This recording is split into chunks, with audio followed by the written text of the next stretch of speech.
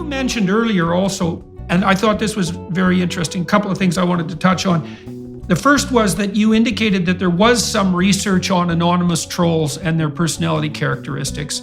And then you also said that the self-aggrandizing element of the web presence was spearheaded in some sense by the narcissists, but then once it became mandatory, it was more of a catch-up game for people who were experiencing fairly high levels of neuroticism, something like that. So let's start with the research, because I'm very interested in the trolls, because I think one of the things the trolls are doing online by the use of derision and contempt in the manner that they do spew it forward, especially on platforms like Twitter, you see it also on YouTube and other platforms, is that they raise the ambient social temperature to a great degree.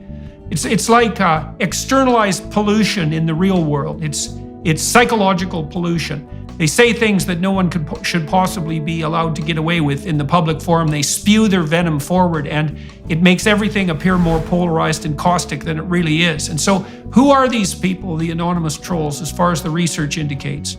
Well, I mean, the narcissism does have a good amount to do with it. So back when Facebook was the prominent platform for young adults, there were a number of studies on this showing that people who are high in narcissistic personality traits have more friends on Facebook, and they comment there more and they participate more.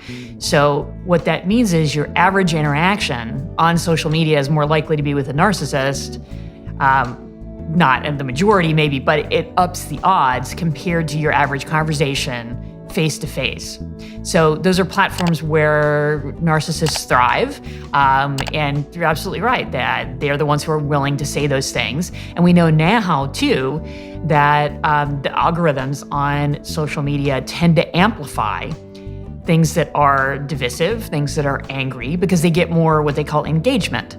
That's what people engage with more, and that's how the companies make more money. So those tend to be pushed to the top of people's social media feeds. So you are getting a relatively small population who's dominating this conversation and kind of, I don't know how else to put it, but ruining for the rest of us.